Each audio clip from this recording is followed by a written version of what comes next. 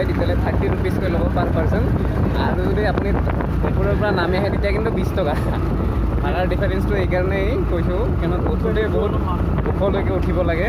আৰু নামোতে অকণমান সহজ হয় ইমান বেছি কষ্ট নহয় গাড়ীখনৰ আৰু তেলো কমকৈ যায় সেইকাৰণে আৰু নীলাচল পাহাৰৰ এয়া কামাখ্যা মন্দিৰৰ প্ৰথমটো টাৰ্ণিং আমি পাৰ হৈ আছোঁ যথেষ্ট সংখ্যক ভক্ত সমাগম হ'ব আজিও এই গতিকে আজি মংগলবাৰ হয় মংগলবাৰৰ কাৰণে আজি মা বগলা মন্দিৰতো আহিব বহুত মানুহ আহি কিনে ভাল লাগিলে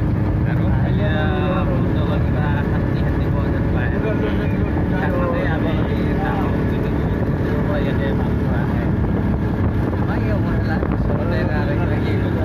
মানে আমি ওচৰত থাকি পেলাই ওচৰৰ বস্তু গুৰুত্ব নিদিওঁ ইয়াতে চাকৰি ভাল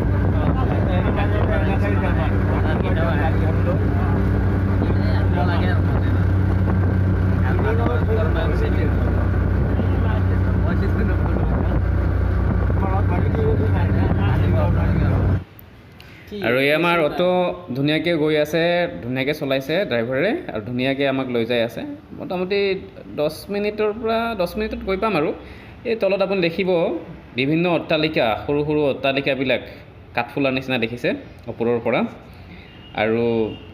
এই যিটো পাহাৰ হয় এই পাহাৰটোত ইমান ধুনীয়াকৈ মানে পদপথ আছে যিটো পদপথেৰে আপুনি খোজকাঢ়িলেও আহিব পাৰে খোজকাঢ়ি আহিবলৈ আপোনাক 1.5 ঘণ্টামান লাগিব আৰু ইয়াত গেষ্ট হাউচ ৰেষ্ট হাউচ আৰু হোটেলৰ ব্যৱস্থা আছে থকাৰ ব্যৱস্থাও আছে আৰু আপুনি দেখিব ইয়াত তলৰ পিনে নীলাচল পাহাৰৰ একদম পাহাৰৰ ওপৰত যিমানবিলাক বিল্ডিং আছে সেইবিলাক যেন এনেকৈ লাগে যেন কিবা সজাই পেলাই ৰাখিছে ইমান ধুনীয়াকৈ আৰু আমাৰ গাড়ী গৈ আছে অটো ধুনীয়াকৈ কাৰ্তিক আৰু মই ধুনীয়াকৈ ৰাইডটো এনজয় কৰিছোঁ আৰু এয়া লাষ্ট পৰ্যায় আৰু চাগে ½ কিলোমিটাৰমান আছে আৰু টাৰ্ণিং এটা দিলেই আমি কেঁকুৰি এটা পাৰ কৰিলে আমি পাই যাম আৰু ৰাস্তাটোত বহুত বেছি গাড়ী চলাচল হোৱা নাই কাৰণ এতিয়া সময় ৰাতিপুৱাৰ সময় তো লাহে লাহে মানুহৰ ভিৰ বাঢ়িব আৰু ভিৰ বঢ়াৰ লগে লগে কিন্তু ৰাস্তাটো একদম উদলি মুদলি হৈ উঠিব কামাখ্যা দেৱালয়ত যোৱা মানুহৰ সংখ্যা ভৰপূৰ হৈ পেলাই ভৰি উঠিব সেয়া আমি আহি পালোহি মাৰ মন্দিৰৰ মেইন তোৰণৰ পৰা আগবাঢ়িছোঁ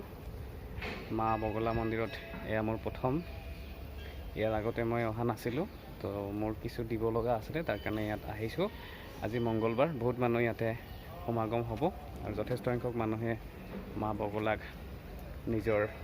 সেৱা জনাবৰ কাৰণে ইয়াতে আহিছে আৰু অলৰেডি দেখাই পাইছোঁ শাৰী শাৰী লাইনত আছেই মানুহ ময়ো তাত লাইন পাতিব লাগিব শাৰী পাতিব লাগিব তাৰপিছত মই মা দৰ্শন কৰাৰ কাৰণে পাম এয়া হৈছে মা বগলা মন্দিৰৰ মংগলবাৰৰ দিনটোৰ ভিৰ আৰু এয়া হৈছে লাইন শাৰী এই ওপৰত তালৈকে আমি যাব লাগিব এতিয়াও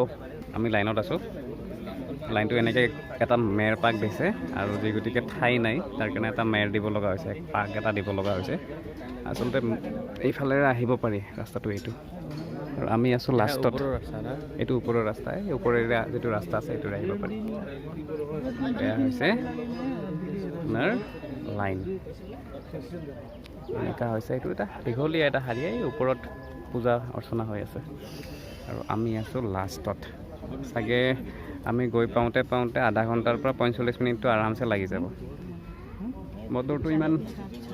বেয়া নহয় ৰ'দ দিলে কিন্তু ঘাম ওলাব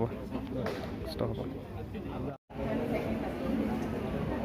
আৰু বেছি সময় নাই আৰু আমি আৰু এটা চিৰি পাৰ কৰিলে পাম আৰু মা বগলা মন্দিৰৰ মেইন মন্দিৰ কাৰ্তিক মাল্লা ছাৰ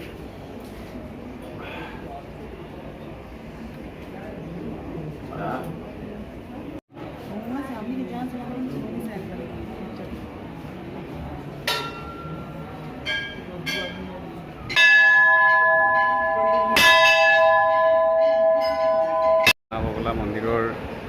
সমীপত গেটৰ সন্মুখত আমি সন্মুখতে আছোঁ এতিয়া কেইমিনিটমান পিছতে আৰু গেটৰ সন্মুখৰ ভিতৰৰ মন্দিৰত মূল প্ৰৱেশদ্বাৰত এণ্ট্ৰি ল'ম এয়া হৈছে পুৰণা পৌৰতাত্ত্বিক ভাস্কৰ্য শিলৰ ওপৰত বনোৱা আছে আৰু এই গোটেই পাহাৰখনতে এনেকৈ বনাই ৰখা আছে চাৰিওফালে আৰু এইফালে হৈছে আপোনাৰ এইফালে আপুনি যদি এনে নৰ্মেল কিবা পূজা দিব বিচাৰে যজ্ঞ এইফালে হয় আৰু এইফালে পূজা অৰ্চনা কৰিব পাৰে আৰু ধুনীয়াকৈ আৰু বহুত মানুহে ইয়াতেই পূজা দি পেলাই গৈছে যে মা বগলা মন্দিৰত আহি পেলাই আৰু এইফালে যজ্ঞ হৈ আছে আৰু এইটো হৈছে মেইন প্ৰৱেশদ্বাৰ যিটো প্ৰৱেশদ্বাৰত আমি ভিৰ দেখিবৰ কাৰণে পাইছোঁ যথেষ্ট মানুহ ইয়াতে আছে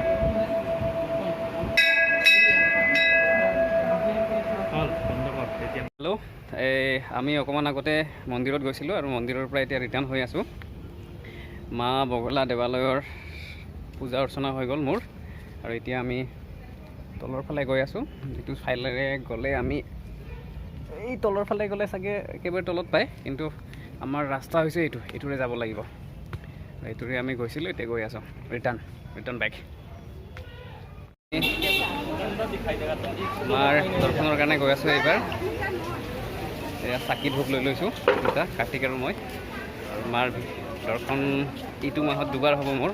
এবাৰ অম্বুবাচী মেলাত আহিছিলোঁ আৰু এইবাৰ আজি মংগলবাৰ কাৰণে মা বগলা মন্দিৰত মোৰ পূজা এভাগ দিব লগা আছিলে তাৰ লগতে ভাবিলোঁ মাৰ দৰ্শন কৰিবলৈ যাওঁ তাৰ কাৰণে আহিলোঁ আৰু এয়া শাৰী দোকান আপোনালোকে দেখাই পাইছে মন্দিৰৰ আগত শাৰী দোকান আছে তাত দেখিবৰ কাৰণে পাব আপুনি পূজা অৰ্চনাৰ কাৰণে যি ধূপ চাকি গুচি যি লৈ ল'ব পাৰে ধুনীয়াকৈ আৰু এইফালেৰে এণ্ট্ৰি এনেকৈ গৈ থাকক দেখিব যে ইয়াত বহুত সংখ্যক ভক্তগণ ৰৈ আছে আৰু ইয়াৰ পৰাই আৰম্ভণি আপোনাৰ প্ৰথম খটখটী আৰম্ভণি হৈ গ'ল আমাৰ জাৰ্ণি মন্দিৰৰ উঠা ইয়াৰ পৰা আগবাঢ়িছোঁ মন্দিৰৰ চাইডে হাজাৰ দোকান আছে দোকানৰ পৰা আপুনি যি লয় মাক দিবৰ কাৰণে ল'ব পাৰে চাকি ধূপ ধূনা ফুল কমল পুষ্প যি লয় আপুনি যেনেকৈ যি আপুনি পূজা ভাগ আগবঢ়াব বিচাৰে তেনেকৈ দিব পাৰে 50 টকাৰ পৰা 5,000 50,000 টকালৈকে 5 লাখ টকালৈকে আপুনি যিমান টকাৰ যিমান যি দিম বুলি পেলাই ভাবে সিমান দিব পাৰে চাৰিওফালে মন্দিৰৰ চাৰিওফালে দোকান পূজাৰ সা সামগ্ৰী পোৱা দোকান চব পাব আপুনি ইয়াত যি দিয়ে দিব পাৰে আহক আগলৈকে গৈ আছোঁ এয়া আমি সন্মুখৰ ফালে গৈ আছোঁ এয়া হৈছে মা কামাখ্যা মেইন মন্দিৰ আৰু এয়া হাজাৰ ভক্তৰ সমাগম বহুত ভক্ত ইয়াত একেলগতে সমাগত হৈছে নিজৰ মনস্কামনা পূৰণ কৰাৰ কাৰণে সকলোৱে নিজৰ আশীৰ্বাদ ল'বৰ কাৰণে ইয়াত আহিছে হাজাৰ ভক্তৰ ইয়াতে সমাগম দেখিব পোৱা গৈছে সকলোৱে ভাৰতবৰ্ষৰ তথা উত্তৰ পূৰ্বাঞ্চলৰ লগতে প্ৰত্যেকটো প্ৰান্তৰ পৰা বিশ্বৰ বিভিন্ন প্ৰান্তৰ পৰা ইয়াত লাখ ভক্তৰ সমাগম হোৱা দেখা পোৱা যায় আৰু আজি মংগলবাৰ কেইটামান সপ্তাহ আগতে অম্বুবাচী মেলা গৈছে তথাপিও যেন অম্বুবাচীৰ শেষত অগণন ভক্ত ইয়াত সমাগম কৰিছে